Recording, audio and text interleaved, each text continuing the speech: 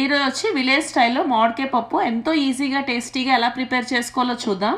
ఈ వీడియో అయితే ఎడిట్ అసలు చేయలేదండి, ఎలా ఉన్న వీడియో అలాగే సౌండ్స్తో అలాగే పెట్టేశాను. సో ఈ వీడియో స్పెషల్ వచ్చి నేను అత్తయ్య మా సిస్టర్ కలిసి చేసిన వీడియో అనమాట. మేమైతే బాగా ఎంజాయ్ చేసాము. సో ఈ వీడియో ప్రాసెస్ చూసే ముందు వీడియోని అయితే లైక్ చేయండి. అండ్ మీరు కనుక ఛానల్ని ఫస్ట్ టైం విజిట్ చేస్తున్నట్లయితే సబ్స్క్రైబ్ చేసుకుని పక్కన ఉన్న బెల్ ఐకాన్ని క్లిక్ చేయండి. ఇంగ్రీడియంట్స్ వచ్చి మామిడికాయలు అనమాట. మామిడికాయలు వచ్చి ఒక 2 ఈ సైజు 2 తీసుకుంటే సరిపోతుంది.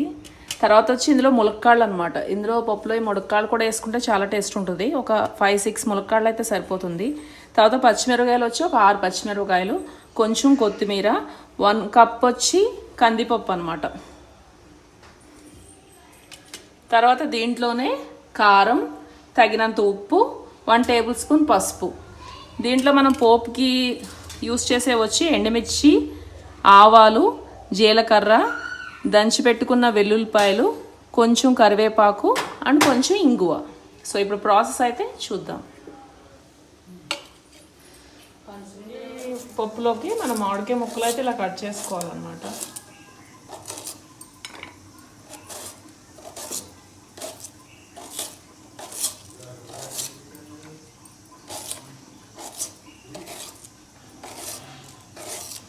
అత్తయ్యకి ఏంటంటే కత్తిపేటతో బాగా అలవాటు అనమాట. అందుకే ఈజీగా ఇలాగ పెట్టుకుని కట్ చేసేస్తూ ఉంటారు.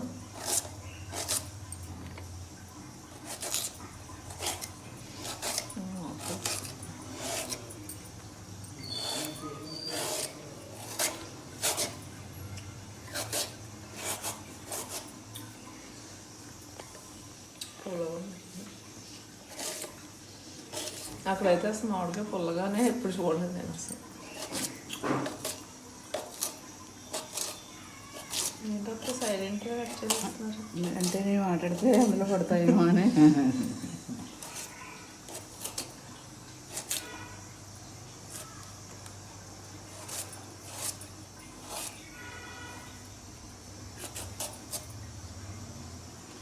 సో పప్పులో ఏంటంటే మనం టెంక పల్లంగా వేసుకుంటే బాగుంటుంది అనమాట, టెంక కూడా. సో అందుకే 2 టెంకలు అయితే ఉంచేసి అత్తయ్య ఇలా ప్లేట్లోకి అన్ని ముక్కలు అయితే కట్ చేసుకున్నారు. ఫస్ట్ మనం పొయ్యి మీద కుక్కర్ పెట్టుకుని ఆల్రెడీ 1 కప్పు కందిపప్పు అనమాట. ఇలా తీసుకుంటే ఇలా ఒక పెద్ద కప్పుడు కందిపప్పు తీసుకోవాలన్నమాట. దానికి సరిపడా మనకి మునిగే వరకు కొంచెం వాటర్ అయితే వేసుకుని మనం ఇప్పుడు కుక్కర్ అయితే పెట్టుకోవాలి. ఈ పప్పులోనే మామిడికాయ ముక్కలు అనమాట, చిన్నగా ఇందాక మనం కట్ చేసి పెట్టుకున్న మామిడికాయ ముక్కలు టెంకలతో సహా ఇందులో అయితే వేసుకోవాలి.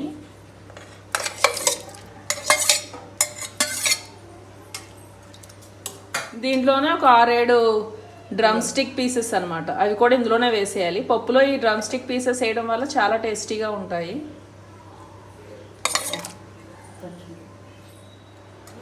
5-6 పచ్చిమిరపకాయలు అనమాట. ఇలాగ మనం చీరికల్లా చేసుకున్న పచ్చిమిరపకాయలు, ఒక చిన్న ఉల్లిపాయ ఇలా కట్ చేసి పెట్టిన ఉల్లిపాయలు కూడా ఇందులో వేసుకోవాలి. కుక్కర్ మూత పెట్టుకుని ఒక 3 విజిల్స్ వేయించుకుంటే సరిపోతుంది.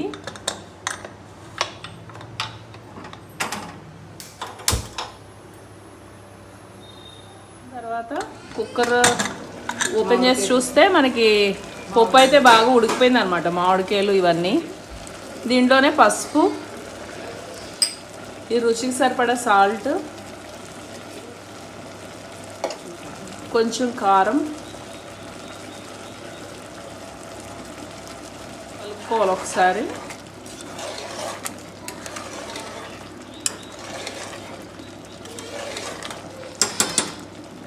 పప్పు ఏంటంటే మరీ మెత్తగా అయిపోతే బాగోదు, కొంచెం అలా బద్దల కింద ఉంటేనే మనకి టేస్ట్ చాలా బాగుంటుంది.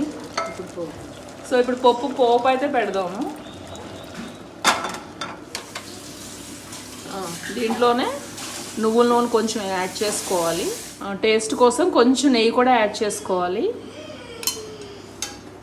నెయ్యితో పోపు పెట్టుకుంటే మనకి ఈ పప్పు చాలా టేస్టీగా ఉంటుంది అనమాట. సో కొంచెం నెయ్యి, కొంచెం ఆయిల్ అయితే యాడ్ చేశారు. ఆయిల్ హీట్ అయిన తర్వాత మనం పోపు అయితే వేసుకోవాలి. వెల్లుల్లిపాయలు,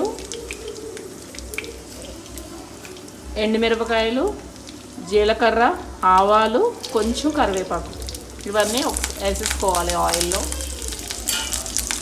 తర్వాత ఇవన్నీ ఒకసారి ఆయిల్లో వేయించుకున్నాక ఇంగువే అయినా వస్తాయా?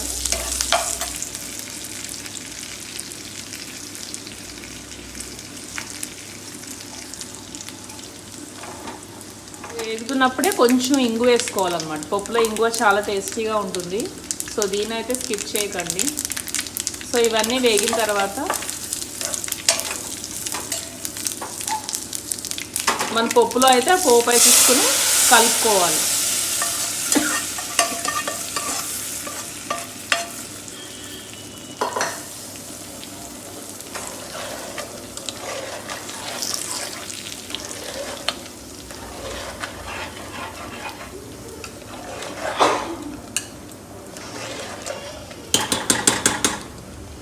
పప్పు అయితే ఇంకా రెడీ అనమాట. సో ఇప్పుడు మనం అయితే వేరే గిన్నెలోకి అయితే తీసుకుందాం. ఇందులో ఉడుకుతున్నప్పుడే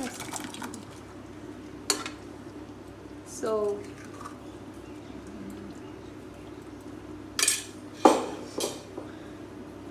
మామిడికాయ పప్పు అయితే రెడీ అనమాట. దీన్ని కొత్తిమీరతో సర్వ్ చేసుకుంటే చాలా టేస్టీగా ఉంటుంది. సో విలేజ్ స్టైల్ మామిడికాయ పప్పు అయితే రెడీ. సో మీరు కూడా ఒకసారి ట్రై చేసి చూడండి.